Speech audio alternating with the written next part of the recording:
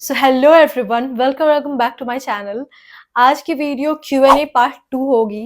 पिछली वीडियो में मैंने बहुत सारे डाउट्स कवर किए थे। इस वीडियो में जो क्वेश्चंस बच गए थे वो भी सारे क्वेश्चंस इस वीडियो में कवर होंगे और काफ़ी इम्पोर्टेंट क्वेश्चंस आपने पूछे हैं। जैसे मतलब लाइक जितनी भी एसएससी से रिलेटेड जितने भी लगभग डाउट्स हैं, इन 2 वीडियो में मुझे लगता है आपके सारे डाउट्स कवर हो जाएंगे। So without any further ado, let's begin with the video. Dream UPSC पागलपंती। अच्छा, चलो क्वेश्चन आपका पढ़ते हैं। मैथ के रिवीजन कैसे करें, जो पढ़ते हैं भूल जाते हैं। हाँ, तो ये प्रॉब्लम ना आती ही है।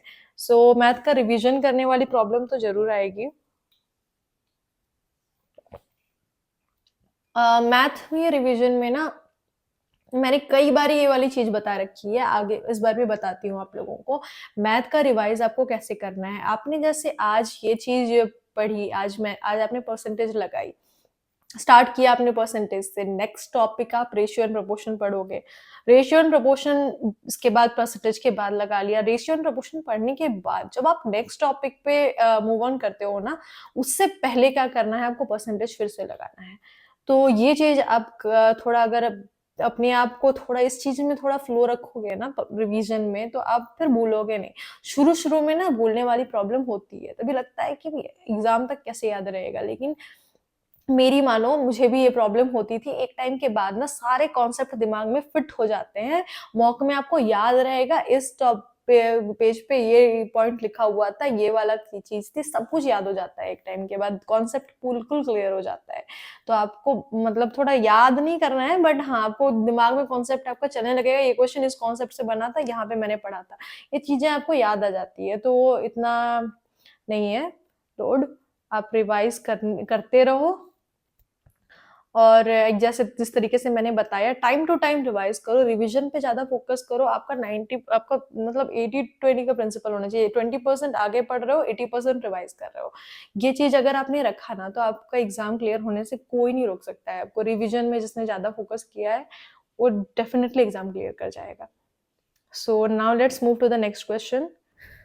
सो टेक्स्ट बुक का बहुत बड़ा ऑफर आया हुआ है। ये 28 से चल रहा था, आज 31 में life time text book pass pro भी आपको 395 रुपीज़ में मिल जाएगा। और ये सारे प्राइजेस आज रात 699 तक पहुंच जाएंगे। और 15 मंथ्स का टेक्स्ट बुक का पास प्रो 219 में मिल रहा है, तो एक बहुत बड़ा प्राइस ड्रॉप है। और अगर आप मेरा कूपन कोड भावना लगाते हैं तो आपको ये 12% डिस्काउंट में मिल जाएगा। सो ये इतना बड़ा अपॉर्चुनिटी मत मिस करिए and grab this deal.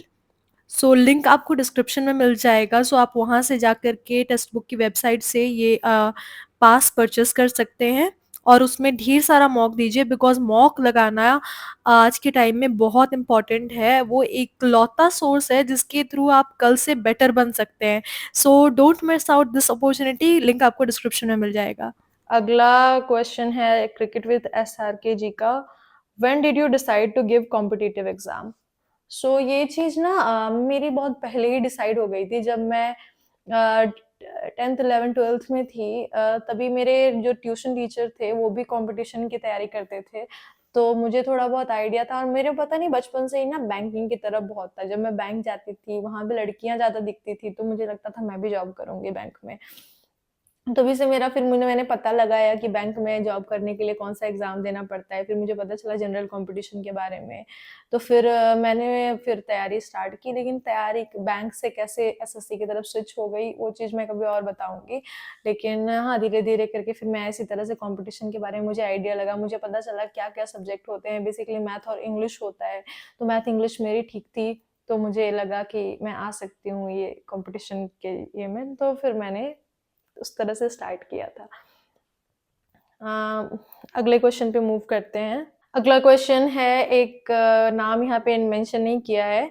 Delhi में रहते हैं तो हेल्थ पर क्या असर होता है? देखो, ये चीज तो कोई इग्नोर नहीं कर सकता है कि दिल्ली में थोड़ी बहुत तो हेल्थ पे प्रॉब्लम आती ही है, क्योंकि वहाँ पे पॉल्यूशन भी है और पानी वगैरह का भी थोड़ा प्रॉब्लम है। तो अगर आप अपनी चीज़ों पे थोड़ा फोकस करते हैं, जैसे कि पॉल्यूशन है तो मास्क पहन के चलो, और स्ट्रीट फूड थोड़ा अवॉइड करो। पानी अपने घर पे आरओ लगा रखा है, बाहर का ऐसे कहीं का पानी नहीं पी रहे हैं, तो फिर ज़्यादा कोई प्रॉब्लम नहीं आती है। अगर आप अपनी हेल्थ के ऊपर ध्यान देते हैं तो ऐसा कुछ ज़्यादा कोई ऐसा इश्यू नहीं है, ऐसा कोई खौआ क्रिएट करके रखा हुआ है, वैसी भी स्थिति नहीं है। हाँ, किसी-किसी टाइम में आ जाती है, जैसे दिवाली के टाइम पे थोड़ा ज़्यादा ही पॉल्यूशन रहता है, तो उस टाइम में बहुत प्रॉब्लम होती है। बाकी टाइम में ऑन एंड ऑफ ठीक रहता है। Now move to next question. Kashish Soni जी का क्वेश्चन है, जीके में साइंस सेक्शन में लूसेंट पढ़ने के बाद भी कुछ-कुछ क्वेश्चंस लूसेंट के बाहर का रहता है। तो हाँ, ये रहेगा। थोड़ा बहुत लूसेंट से बाहर क्वेश्चंस आते हैं, तो ये चीज़ आप करो कि लूसेंट के साथ-साथ प्रीवियस ईयर क्वेश्चंस को लगाओ, दोनों को सप्लीमेंट करो और थोड़े बहुत क्वेश्चंस जो भी मॉक वगैरह में बाहर मिलते हैं, उनको नोट डाउन करो। एग्ज़ाम आते-आते ऑलमोस्ट आपका साइंस सेक्शन कवर हो जाएगा। तो mock, Lucent, previous year question in तीनों को मिला दो। बीच में अगर आपके ऐसे लगता है ना कि लूसेंट के बाहर का कुछ आ रहा है, लूसेंट से नहीं हो पा रहा है, तो इतना टेंशन मत लो, क्योंकि हर कोई इसी से पढ़ रहा है। कोई भी बहुत ज़्यादा एकदम साइंस कहीं और से नहीं पढ़ेगा। इन तीनों चीज़ों को कंबाइन कर दोगे अगर आप, एग्ज़ाम आते-आते आपका ऑलमोस्ट सारा चीज़ कवर हो चुका होगा और आपकी अच्छी खासी कमांड हो जाएगी। तो अच्छे से इन तीनों को कंबाइन करो और ज़्यादा टेंशन मत लो। अगर थोड़ा बहुत बाहर आ रहा है, नोट डाउन करो उसको वहीं पे और पढ़ते जाओ उसको। अगला क्वेश्चन है जस गिल जी का, आप कहाँ से हो? मैं झारखंड से हूँ, झारखंड के दुमका डिस्ट्रिक्ट से। अगला क्वेश्चन है, नाम क्या है, प्रथम मराठी जी का। एएसओ में मिनिस्ट्री कौन सी सेलेक्ट करे जिससे हमारा वर्क लाइफ बैलेंस बना रहे, just like how you select the right ministry for you.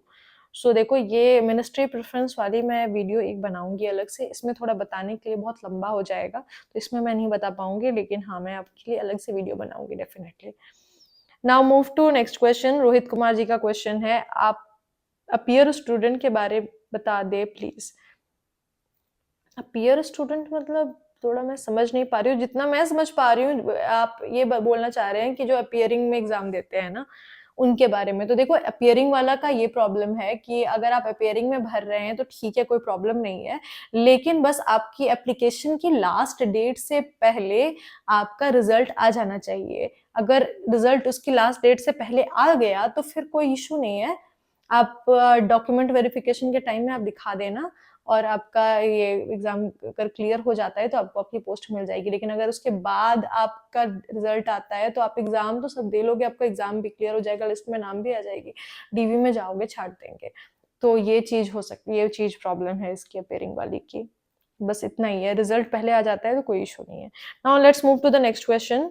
नाम यहाँ पे मेंशन नहीं किया हुआ है। क्वेश्चन है, एएसओ के लिए पार्लियामेंट्री सेशन कौन से मंथ में होते हैं, इनकी ड्यूरेशन कितनी होती है, हफ्ते में कितने दिन जाना होता है, अगर एडवांस में लीव सैंक्शन करा ले तो छुट्टी रख सकते हैं इन दिनों। तो देखो, पार्लियामेंट सेशन 3 बार होते हैं, हमें पता है, बजट सेशन और मॉनसून सेशन और विंटर सेशन। तो बजट सेशन होता है जनवरी टू अप्रैल और विंटर कौन से मॉनसून सेशन होता है जुलाई टू सितंबर और विंटर सेशन होता है अक्टूबर टू नवंबर। तो देखो, ये 3 चीजें 3 टाइम होता है। और जो लीव का प्रॉब्लम होता है ना, अगर आपकी लीव सैंक्शन भी हो चुकी है तो भी जब अगर पार्लियामेंट्री क्वेश्चन आएंगे तो लीव कैंसिल हो जाएगी। लीव इज, जैसा कि गवर्नमेंट जॉब में कहते हैं, leave is not a right. तो आप 24/7 गवर्नमेंट एम्प्लॉय आपको कभी भी बुला सकते हैं और पार्लियामेंट्री सेशन चल रहा है तो प्रॉब्लम होगी, छुट्टी नहीं मिलती है इतना। जब अनटिल अनलेस बहुत बड़ा कोई प्रॉब्लम आ जाता है, मेडिकल इमरजेंसी हो जाती है, उसमें तो आपको डेफिनेटली मिलेगी छुट्टी, उसमें आपकी छुट्टी कोई कैंसिल नहीं करेगा। तो वो है। और छुट्टी अगर पहले से सैंक्शन करा रखी है तो भी कैंसिल हो जाएगी अगर आ जाते हैं क्वेश्चंस तो। नेक्स्ट क्वेश्चन है शिखा भारद्वाज जी का, डीवी के बारे में भी वीडियो बनाइए प्लीज।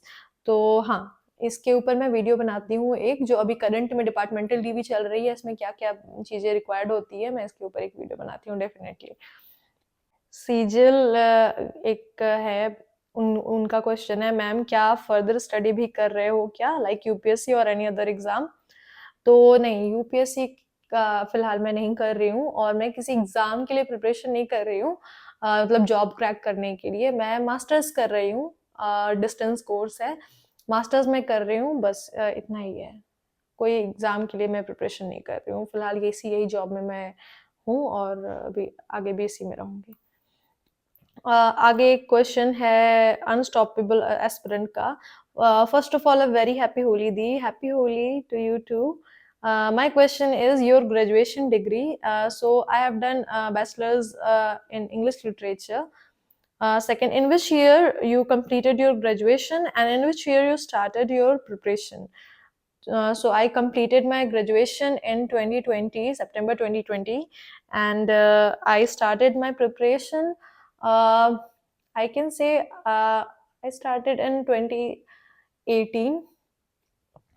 तो 18 में मैंने स्टार्ट किया था, बट ऑफ कोर्स मैं उतने फ्रीक्वेंट नहीं थी क्योंकि मेरा ग्रेजुएशन चल रहा था और साथ ही साथ मैं और एक डिग्री ले रही थी, डीएलएड। तो एक डिस्टेंस और एक रेगुलर इस तरह से चल रहा था, तो ऑब्वियसली उतनी सारी चीज़ें ऑलरेडी चल रही थी, तो इसमें मैं उतना ज़्यादा एनर्जी अपनी नहीं लगा पा रही थी। बट हाँ, 18 में मैंने प्रिपरेशन स्टार्ट कर दी थी, एक बेसिक बना लिया था यहाँ पे कोचिंग ज्वाइन करके, थोड़ा बहुत आइडिया ले लिया था। तो और सबसे अच्छे से मेरी प्रिपरेशन हुई थी, जैसे कि एग्ज़ाम हुआ था अगस्त 2021 में प्री का, ये वाली। तो मैंने स्टार्ट किया था प्रिपरेशन 2020 स्टार्टिंग में, जनवरी, जब कोविड आने वाला था, तभी मैंने 2020 की जनवरी में मैंने अच्छे से प्रिपरेशन स्टार्ट की थी। और उसके बाद 2021 में एग्ज़ाम, तो ऑलमोस्ट 1.5 साल थी मेरे पास, तो 1.5 साल तक मैंने अच्छे से प्रिपरेशन की। How much time you took to complete your syllabus? So syllabus ना मैंने 2020 में ही अच्छे से, अगर आप बोलोगे स्टार्ट करना, तो वो उस टाइम मैंने स्टार्ट की थी। और अच्छे से अगर बोला जाए तो 1 से 1.5 साल में आप सिलेबस कंप्लीट कर लेते हो। सिलेबस कंप्लीट करने में और उस पे कमांड करने में 1 से 1.5 साल लगे थे मुझे। और yes, that much time I took. So if someone start from scratch, then how many months a beginner needed to complete his or her syllabus? So syllabus अगर आप बोलते हो ना, जैसे कि पूरी प्रिपरेशन की बात नहीं कर रहे हो, सिलेबस के लिए तो देखो 6 months are enough if you want to complete your syllabus. I will say, देखो मैं अगर अभी अब बोलूंगी ना कि 3 से 4 महीने में भी हो जाएगा, तो आपको लगेगा कि मैंने तो नहीं किया था, मैं बस बोल रही हूँ। लेकिन सच बताऊं, 3 से 4 महीने में सिलेबस कंप्लीट हो जाता है, क्योंकि मैंने खुद 2020 में स्टार्ट किया था, 2020 के स्टार्टिंग में, और मेरा सिलेबस कंप्लीट हो चुका था। मैथ का सिलेबस मैंने बहुत अच्छे से कंप्लीट कर लिया था।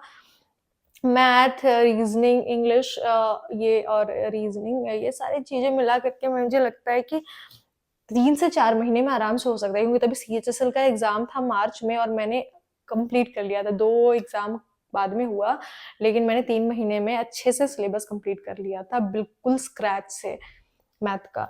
तो हाँ, देखो मैथ और बाकी सारे सब्जेक्ट्स मिलाओगे, जीके वगैरह भी, तो आपको मैं 4 से 5 महीने में आराम से सिलेबस कंप्लीट हो जाएगा। तो मैं आपको बता रही हूँ। So now let's move to the next question. The next question is why did you join ASO in CSS? So ASO in CSS join करने का मेरा एक ये मोटिव है कि यहाँ पे मतलब बहुत सारे पॉइंट्स हैं, मैंने अलग से एक वीडियो में बता रखी है, जो कि मेरी ASO in CSS की एक्सपीरियंस मैंने शेयर किया था उस पर, तो आप वो वीडियो देख सकते हैं। थोड़ा बहुत मैं बताती हूँ ASO in CSS ज्वाइन करने का मेरा क्या पॉइंट ऑफ व्यू है, क्योंकि यहाँ पे होता है कि प्रमोशन ट्रांसफर नहीं होते हैं, स्टेबिलिटी होती है, दिल्ली बेस्ड जॉब है, life time Delhi based job रहती है। सो स्टेबिलिटी बहुत ही बड़ा एक इम्पॉर्टेंट चीज़ थी मेरे लिए, और ज़्यादा इस जॉब में कोई टेंशन नहीं है, जैसे कि करप्शन वगैरह भी थोड़ा होता है, तो इस जॉब में करप्शन कुछ है नहीं, तो मुझे इसलिए भी ये जॉब चाहिए थी। एंड या दीज वर द थिंग्स, मेरी अपनी थोड़ी बहुत प्रायोरिटीज़ थी, तो उसके लिए मैंने ये वाली पोस्ट चूज़ की। और बाकी अगर आपको जानना है तो आप वो वाली वीडियो देख सकते हैं, मेरी एक्सपीरियंस, उसमें मैंने डिटेल में बता रखा है। Your experience there, so experience मैंने शेयर कर रखा है, वो आप जा करके देख सकते हैं। Is it possible to prepare for civil services as an ASO in CSS? Yes, it is possible. अगर देखो थोड़ा बहुत ये भी हो जाता है ना कि आपके ऑफिस में कितना आपको कोऑपरेट कर रहे हैं, तो सीनियर्स पे भी बहुत ज़्यादा डिपेंड करता है। कई सेक्शन में मैंने देखा है कि लोग बहुत कोऑपरेटिव होते हैं, आपको टाइम देंगे पढ़ने का, आप वहाँ पे जैसे लाइब्रेरी भी है तो आप जाके पढ़ सकते हैं थोड़ा बहुत। और ये है देखो, और लेकिन अगर कोऑपरेटिव नहीं भी है ना, तो भी जिसको करना होता है ना वो कर लेता है। मैंने देखा है एक एडमिन सेक्शन में भी मेरे एक एएसओ हैं, उन्होंने प्री क्लियर कर लिया, और एडमिन सेक्शन में काम बहुत ज़्यादा होता है, और ऑब्वियसली कोई भी कितना भी अच्छा हो सीनियर, लेकिन काम रहेगा तो कराएगा ही वो। तो वो चीज़ थी, लेकिन उनका प्री भी क्लियर हुआ, उसके बाद अगर तो वो मेंस भी क्लियर कर लेंगे आराम से। तो देखो, करने वाले कर जाते हैं, तो मेहनत करोगे तो हो जाएगा, लेकिन बहुत ज़्यादा डेडिकेशन चाहिए, विल पावर बहुत चाहिए, अंदर से वो जो आग रहती है ना कि मुझे करना है, वो रहेगा तो फिर हो जाएगा। अगर वो नहीं रहेगा तो नहीं हो पाएगा, क्योंकि मुझे भी बहुत टाइम मिला, लेकिन अंदर से था नहीं तो नहीं हो पाया। तो ये चीज़ है, अंदर से अगर आग रहेगी तो कोई भी कितने में भी कर लेगा। लोग अच्छे-अच्छे टफ प्राइवेट जॉब में कर रहे हैं, तो येसो में तो कर ही लोगे आराम से। So now let's move to the next question. Suraj Kumar Mehta जी का क्वेश्चन है, Hi, I'm Suraj from Dumka, Jharkhand. Will you please make a strategy video for beginners? Yes, I will surely make a video for beginners. बहुत अच्छा लगा कि हमारे दुमका के कोई लोग यहाँ पे आके कमेंट कर रहे हैं और आप लोग भी वीडियो देख रहे हैं, तो मुझे बहुत अच्छा फील होता है जब भी आप लोग कमेंट करते हैं। तो जो भी दुमका के हैं, झारखंड के हैं, डेफिनेटली कमेंट करना। सो मैं ज़रूर वीडियो बनाऊँगी बिगिनर्स के लिए। काफ़ी ही वीडियो मैंने बना रखी है already, maths for beginners, English for beginners, GK for beginners. इस टाइप से मेरी सारी स्ट्रैटेजी वीडियो सब बिगिनर्स के लिए ही होती है। तो आप जाकर के वो वीडियो देख सकते हैं, और अलग से भी अगर थोड़ा बहुत कंटेंट कुछ अलग मिलेगा मुझे, तो मैं डेफिनिटली वीडियो बनाती हूँ। Now next question is of Sangeeta Kumari. दीदी, आप अपना खर्च करके लगभग कितनी सेविंग कर लेती हो एवरेज?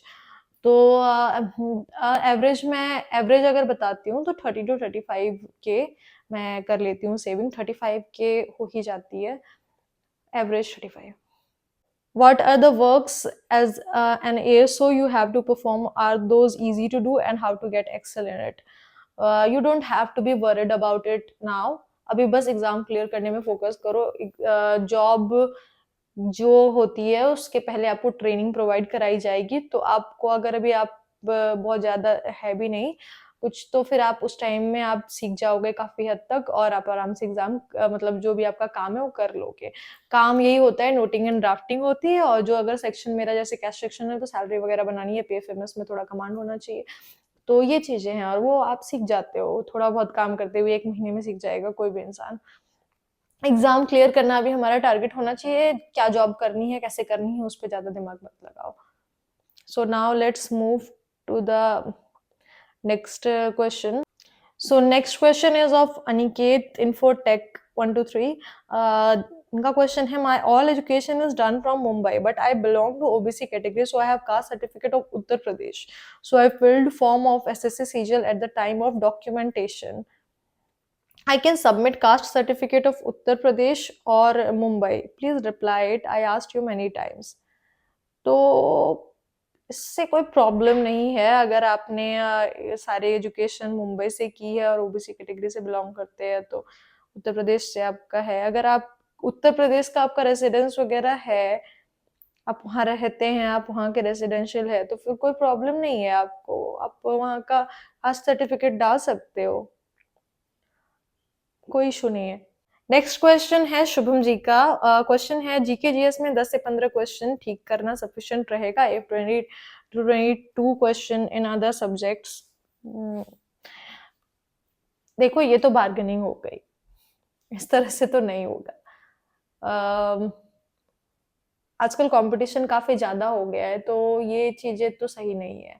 आपको हमेशा अपना 100% ही ट्राई करना चाहिए कि मैं सब चीज़ में बेस्ट ही करूँगा, और उसके बाद क्या होता है वो देखो। पहले से अगर सोचोगे कि 10 से 15 क्वेश्चन ही सही करूँगा, 20 से 22 क्वेश्चन ही सही करूँगा, तो फिर कट ऑफ के आसपास करके फिर वही चीज़ होगी, एग्ज़ाम भी फिर सही से क्लियर नहीं हो पाएगा।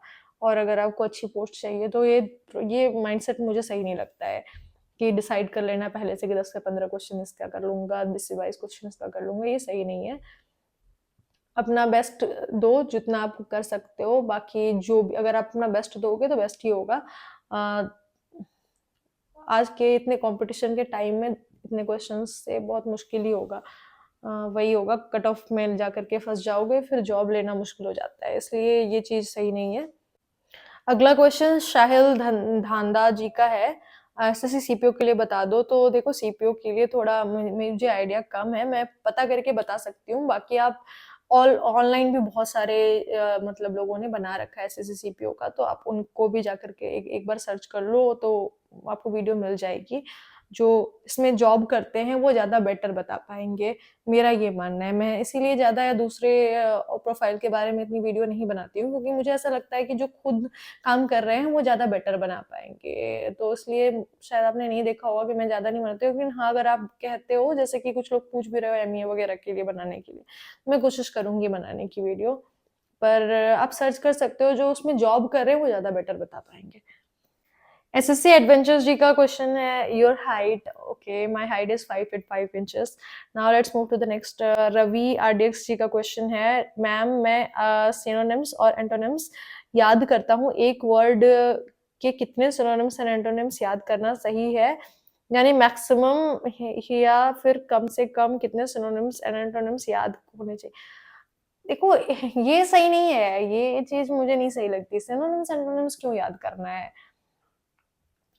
आप मीनिंग समझ लो और एक दो कर लो, ज्यादा से ज्यादा अगर करने की इच्छा हो रही है तो। बाकी मीनिंग याद करना ज्यादा जरूरी है। वोकैब्स के तौर पे याद करो इसको, जो भी वर्ड है उसकी मीनिंग समझो, और इस तरह से लगभग हर वर्ड आपको मिल जाएंगे। तो उतना सिनोनिम्स याद करना नहीं सही है कि आप 10-12 सिनोनिम याद कर रहे हो एक वर्ड के। नहीं, उसका मीनिंग समझो, दैट इज। और ज्यादा से ज्यादा 1 से 2 सिनोनिम्स याद करना चाह रहे हो तो कर लो, इतना ठीक रहता है।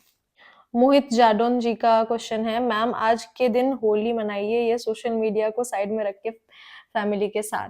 तो ये बात आप सही कह रहे हैं, लेकिन ये भी मेरी फैमिली ही है, तो इसलिए मैं अपनी फैमिली के लिए ही कुछ कर रही हूँ। तो मेरी फैमिली के साथ तो मैंने होली मना ली, वो मैं एक टाइम डिवोट करती हूँ। बाकी एक पोस्ट डालने में मेरी फैमिली के लिए, यूट्यूब फैमिली के लिए कुछ नहीं होता। So yes, and by the way thanks for your concern. अगला क्वेश्चन है एसएससी सागर पेड्रीडेल्ला जी का।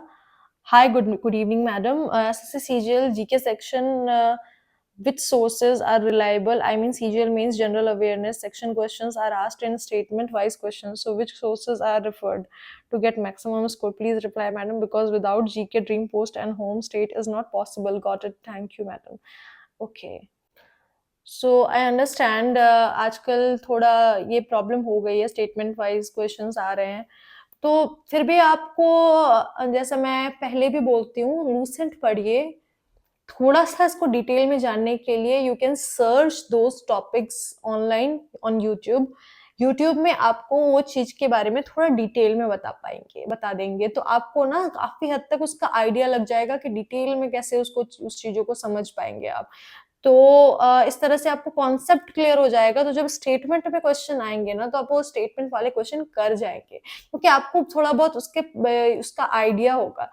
तो उसके लिए, स्टेटमेंट वाले क्वेश्चन के लिए ज्यादा इंपॉर्टेंट ये है कि आप थोड़ा उसका कॉन्सेप्ट क्लियर रखें अपना। बाकी मैं अभी भी नहीं बोलूंगी कि आप एनसीईआरटी पढ़ें, क्योंकि इतना कुछ नहीं होता है। And yes, you are right कि जीके के बिना ड्रीम पोस्ट नहीं हो पाएगी क्लियर। तो थोड़ा बहुत, अब प्रीवियस ईयर क्वेश्चंस भी आपके काफी हो गए हैं, तो थोड़ा बहुत उसको अटेम्प्ट कीजिए, पढ़िए लूसेंट से, यूट्यूब से सप्लीमेंट करके। I think this is more than enough. और PYQ सप्लीमेंट कीजिए ऑन मॉक्स। ये सारी चीजें अगर आप इंक्लूड कर लेंगे अपने जीके के प्रिपरेशन में, तो आपका एग्जाम में काफी अच्छे नंबर आ जाएंगे, जहां तक मुझे आइडिया है। तो ये क्वेश्चन क्लियर हो गया आपका। So next question Pallavi Verma ji ka hai, as we know Delhi is not safe for girls, so what has been your experience since you are living there for from last 1 year? Did you ever feel uncomfortable? And Delhi environment is so bad, so have you ever faced any inconveniences? So Pallavi Verma ji, Delhi is not safe for girls. I will agree, Delhi is not safe for girls. But as आज के जो situation में हम सिर्फ दिल्ली को नहीं बोल सकते कि दिल्ली सेफ नहीं है। ऑल ओवर इंडिया में कोई भी प्लेस सेफ नहीं है आज गर्ल्स के लिए। मेरे खुद के होम टाउन में, इतना छोटा शहर है ये, दुमका झारखंड, अभी रिसेंटली सबको पता चल गया होगा दुमका झारखंड के बारे में। तो ये चीजें हर जगह हो रही है। अब ऐसे सीन हो गया है, तो पूरा इंडिया में कोई भी जगह सेफ नहीं है। तो सिर्फ दिल्ली के बारे में हम ऐसा नहीं बोल सकते हैं कि लड़कियों के लिए सेफ नहीं है। बाकी मेरी बात करें तो मैंने अभी लास्ट 1 ईयर में बाय गॉड्स ग्रेस कुछ फेस नहीं किया है। एंड अनकंफर्टेबल भी कुछ ऐसा फील नहीं हुआ था।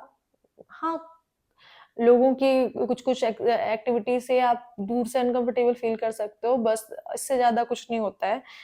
थैंकफुली अभी तक तो कुछ नहीं हुआ। बाकी ये देखो यार, जो अगर ऐसा कुछ होना होता है ना, तो वो कहीं भी होगा। अगर आप घर पे रहोगे, घर पे होगा, बाहर रहोगे, बाहर होगा, कहीं पे भी कुछ भी हो सकता है। तो इसको आप कुछ मतलब सोच नहीं सकते हो कि दिल्ली में होगा या कहीं और होगा। आज की जो टाइम है ना, ये कहीं भी कुछ भी हो सकता है। सो सिर्फ दिल्ली का मत करो, बस अपनी तरफ से प्रिकॉशनरी मेजर्स रखो कि हाँ, आप थोड़ा सतर्क रह रहे हैं चीज़ों को लेकर के। लोगों की मानसिकता को थोड़ा-सा जज करने की कोशिश करो कि कहाँ पे जाना सेफ रहेगा। जाने से पहले थोड़ा बहुत पता कर लो उस एरिया के बारे में कि वो सेफ है भी कि नहीं। अपने तरफ से जितना हद तक सोच सकते हो उतना करो। बाकी मेरा मानना है कि मतलब आपके साथ अगर कुछ गलत होना होगा ना, वो कहीं पे भी होगा, आप चाहे कुछ भी कर लें, उसमें कोई लड़की की गलती नहीं होती है। तो ये चीज़ तो है, आप कितना भी कर लो, अगर कुछ होना होता है तो वो होके रहेगा। सो that was the thing. Second question है, Delhi environment is so bad, so have you ever faced any inconveniences? तो हाँ, जो नवंबर के टाइम में होता है ना, बहुत ज़्यादा वहाँ पे पॉल्यूशन हो जाता है, उस टाइम में लोगों को काफ़ी इशू होने लगता है। तो उतना भी नहीं है, वो थोड़े टाइम के लिए होता है, 1 महीने के लिए। तो इस टाइम में थोड़ा प्रॉब्लम होता है, बाकी वेदर की वजह से कोई प्रॉब्लम ऐसा एनवायरनमेंट की वजह से नहीं हुआ है। इस वीडियो में लगभग सारे डाउट्स आपके कवर करने की मैंने कोशिश की है, जितने भी डाउट्स आपने पूछे हैं, और आई होप आपके सारे डाउट्स अच्छे से क्लियर हो गए होंगे। So that was all for today's video. मैं मिलती हूँ आप लोगों से नेक्स्ट वीडियो में। Till then bye bye.